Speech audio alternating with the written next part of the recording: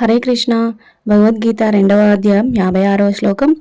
దుఃఖేష్వ అనుద్విగ్నమనః సుఖేషు విగతా స్పృహః వీతరాగా భయక్రోధః స్థితధీర్మునిర్ ఉచ్యతే. వివిధ తాపాలలోనూ మనస్సు కలత చెందనివాడు, సుఖం కలిగినప్పుడు ఉప్పొంగనివాడు, రాగము భయము క్రోధముల నుండి విడివడినవాడు స్థిరమైన మనస్సు కలిగిన ముని అని చెప్పబడతాడు. త్రివిధ తాపాలు అంటే ఏమిటి? ఈ భౌతిక ప్రపంచంలో ప్రతి జీవి 3 రకాల దుఃఖాలకు లోనవుతుంటాడు. ఒకటి ఆధ్యాత్మిక తాపం, అంటే శరీరం మరియు మనస్సు వల్ల కలిగే బాధలు. శారీరక బాధలు, శరీరానికి సంబంధించిన అనారోగ్యాలు, జ్వరం, క్యాన్సర్, షుగర్. అలా మానసిక బాధలు, యాంగ్జైటీ, డిప్రెషన్, భయం, కోపం, ఒంటరితనం. ఇంకా రెండవది ఆది భౌతిక తాపం, ఇతర జీవుల వలన కలిగే బాధలు, అవమానం, దూషణ, కుటుంబ కలహాలు, జంతువుల వల్ల కలిగే బాధలు, కుక్క కరవడం, పాము కాటు, వైరస్ ఇలాంటివి. మూడవది ఆది దైవిక తాపం, ప్రకృతి లేదా మన నియంత్రణకు అతీతమైన శక్తుల వల్ల కలిగే బాధలు, భూకంపాలు, వరదలు, తుఫాన్లు, కరువు, తీవ్రమైన ఎండలు, వాన, చలి. అలా ఈ భౌతిక ప్రపంచంలో శరీరం వల్ల, ఇతర జీవుల వల్ల, ప్రకృతి వల్ల త్రివిధ తాపాలు తప్పవు. కానీ ఈ తాపాలు వచ్చినప్పుడు మానసికంగా కృంగిపోకుండా ఇవన్నీ తాత్కాలికమని, నేను నిత్యాత్మను, కృష్ణుడు నా రక్షకుడు అని బలంగా ఉండాలి. అప్పుడు ఎలాంటి పరిస్థితుల్లో అయినా మనం శాంతంగా ఉండగలం. ఎందుకంటే మన గత జన్మ పాపకర్మల ప్రకారం ఇంకా ఎక్కువ కష్టం కలగవలసి ఉందేమో, అది భగవత్కరుణ వల్ల అది తగ్గిపోయిందేమో. ఈ కష్టాన్ని కూడా నేను ఆయన కృపగానే స్వీకరిస్తాను అని అతనిపై విశ్వాసం ఉంచాలి. ఈ పరిస్థితుల్లో కృష్ణుడు నాకేదో నేర్పించాలనుకుంటున్నాడేమో అని మనం భావించాలి. స్థితప్రజ్ఞుడు ఎలా ఉంటాడు? మొదటి లక్షణం దుఃఖేష్వ అనుద్విగ్న మనః, అంటే దుఃఖం వచ్చినప్పుడు మనసు కలత చెందకుండా. మన జీవితంలో కష్టాలు, నష్టాలు, అవమానాలు వస్తూ ఉంటాయి. సాధారణంగా మనం వెంటనే ఆందోళన చెందుతాం. కానీ స్థితప్రజ్ఞుడైన వారు ఇది కూడా భగవంతుని సంకల్పంలో భాగమే, ఇది కూడా గడిచిపోతుంది అని అతడు మానసికంగా కృంగిపోడు. ఇక రెండవ లక్షణం సుఖేషు విగత స్పృహ, సుఖం వచ్చినప్పుడు అతిగా పొంగిపోకుండా నేను దీనికి అర్హుడని కాను, కృష్ణుని కృపవల్లే నాకు ఇది లభించింది అని భావిస్తాడు. అందువల్ల సుఖంలో గర్వం, దుఃఖంలో నిరాశ అతనిని తాకలేవు. అతను ప్రతి పరిస్థితుల్లోనూ భగవంతుని హస్తాన్ని చూస్తాడు. మూడవ లక్షణం వీతరాగ భయ క్రోధ, అతనికి అతిగా అనుబంధం, భయం, కోపం ఉండవు. భౌతిక ప్రపంచంలో రాగం, భయం, కోపం ఒక గొలుసు లాంటివి. దేని పట్ల అనుబంధం పెరుగుతుందో దానిని కోల్పోతామనే భయం వస్తుంది. మన కోరికలు నెరవేరినప్పుడు కోపం వస్తుంది. భయం, కోపాలకు మూలం రాగం. కానీ భక్తుడు తన ఆనందాన్ని కృష్ణునిలో ఉంచుతాడు. అందువల్ల అతను భౌతిక విషయాలకు బానిస కాడు. అతని ఆశ్రయం కృష్ణుడు కాబట్టి భయం ఉండదు. కృష్ణుని సంకల్పంపై విశ్వాసం ఉండటం వల్ల కోపం కూడా క్రమంగా తొలగిపోతుంది. ఇదే వీతరాగ భయ క్రోధ స్థితి. ఈ రాగ విముక్తి ఎలా పొందగలం? ఎగ్జాంపుల్కి ఒక చిన్న పిల్లాడికి ఒక బెలూన్ ఇస్తే అతడు దాన్ని పట్టుకుంటాడు. ఆ బెలూన్ కొద్దిసేపటి తర్వాత పగిలిపోతుంది. వెంటనే ఏడవటం స్టార్ట్ చేస్తాడు. అతను బెలూన్ పగిలిపోయినందుకు ఏడుస్తున్నాడా? నిజానికి కాదు. అతను తన మనస్సులో ఒక కల్పన చేసుకున్నాడు. నా ఆనందం ఈ బెలూన్లో ఉంది, బెలూన్ పగిలింది అంటే నా ఆనందం పోయిందని భావిస్తున్నాడు.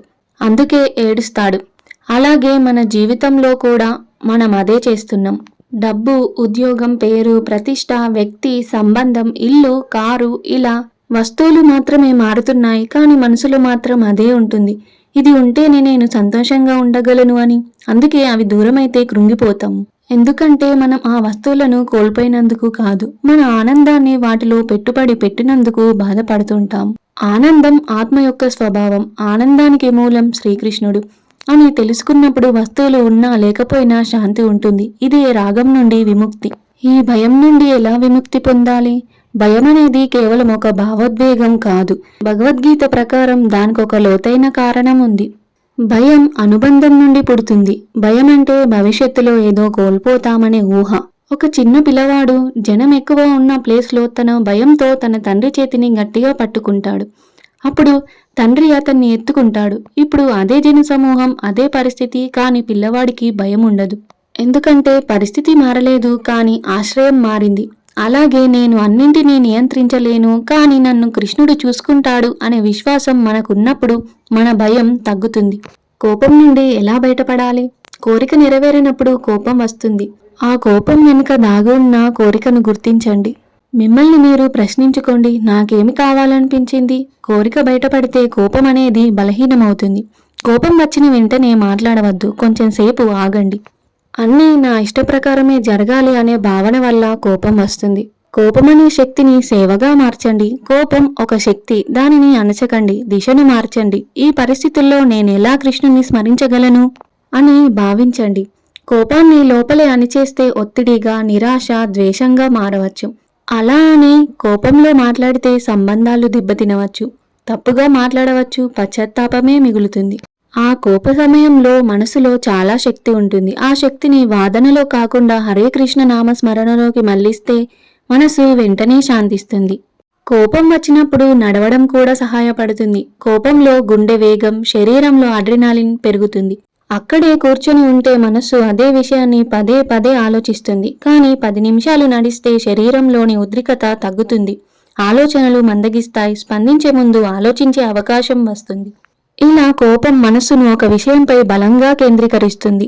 ఆ కేంద్రీకరణను కృష్ణ వైపు తిప్పితే అదే కోపం కాని దిశ మారుతుంది. అదే శక్తి కాని ఇప్పుడు అది ఆత్మోన్నతికి సేవ చేస్తుంది. రాగం తగ్గితే భయం తగ్గుతుంది. భయం తగ్గితే కోపం తగ్గుతుంది. కృష్ణునిపై ఆధారపడటం పెరిగితే ఈ 3 క్రమంగా కరిగిపోతాయి. స్థితప్రజ్ఞ స్థితి అంటే సమస్యలు లేని జీవితం కాదు, మార్పుల మధ్య మార్పు లేని దాన్ని, కృష్ణునితో నిత్య సంబంధాన్ని కనుగొనే జీవితం. మన జీవితంలో కొన్నిసార్లు విజయం, కొన్నిసార్లు అపజయం. కొందరు మనల్ని ప్రశంసిస్తారు, మరికొందరు విమర్శిస్తారు.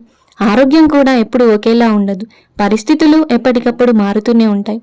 ఈ పరిస్థితులపై ఆధారం కాకుండా ఎలాంటి సమస్యలోనైనా కృష్ణుని ఆశ్రయం పొంది తనపై ఆధారపడాలి. స్థితప్రజ్ఞుడు అంటే భావోద్వేగాలు అంటే సుఖాన్ని, దుఃఖాన్ని అనుభవిస్తాడు, కానీ వాటికి బానిస కాడు. ఎందుకంటే ఈ 3 విషయాలు స్పష్టంగా తెలుసు. నేను శరీరం కాదు, నిత్య ఆత్మను. జరిగేదంతా తాత్కాలికం. కృష్ణుడు నా పరమ ఆశ్రయం, సుహృదయుడు, రక్షకుడు. అందువల్ల బయట పరిస్థితులు మారినా అతని అంతరంగ శాంతి మారదు. ఇప్పుడు ప్రశ్న ఏమిటంటే, మన మనస్సును స్థిరంగా ఎలా ఉంచాలి?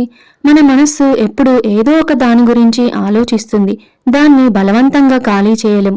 మనసుకు ఉన్నతమైన ఆశ్రయం అవసరం. అందుకే శ్రీ చైతన్య మహాప్రభువు ఒక సులభమైన మార్గాన్ని ఇచ్చారు. హరే కృష్ణ కృష్ణ కృష్ణ హరే హరే, హరే రామ రామ రామ హరే హరే. ఈ మహామంత్రాన్ని జపించినప్పుడు మనస్సు భౌతిక విషయాల నుండి కృష్ణుడి వైపుకు మల్లుతుంది. రాగం క్రమంగా కృష్ణునిపై ప్రేమగా మారుతుంది. భయం క్రమంగా కృష్ణునిపై విశ్వాసంగా మారుతుంది. కోపం క్రమంగా సేవాశక్తిగా మారుతుంది. అందుకే హరే కృష్ణ మహామంత్రం కేవలం ఒక మంత్రం కాదు, చంచలమైన మనస్సును స్థితప్రజ్ఞ స్థితి వైపు నడిపించే ఆధ్యాత్మిక సాధన. క్రమంగా మన ఆశ్రయం పరిస్థితుల నుండి కృష్ణుని వైపు మారుతుంది. రోజు కొన్ని నిమిషాలైనా జపించి చూడండి. మీ పరిస్థితులు వెంటనే మారకపోవచ్చు, కానీ వాటిని ఎదుర్కొనే మీ మనస్సు మారడం ప్రారంభమవుతుంది. భగవద్గీత జ్ఞానం మరియు హరే కృష్ణ మహామంత్రం ద్వారా మనస్సును స్థిరంగా ఉంచుకోవడం. నిజమైన జీవిత సత్యాలను తెలుసుకోవాలంటే మన కృష్ణ కాన్షియస్నెస్ తెలుగు ఛానల్ని తప్పకుండా సబ్స్క్రైబ్ చేసుకోండి. జ్ఞానాన్ని వినడమే కాదు, జీవితంలో ఆచరించే ప్రయాణాన్ని కలిసి కొనసాగిద్దాం. హరే కృష్ణ. జై శ్రీల ప్రభుపాద.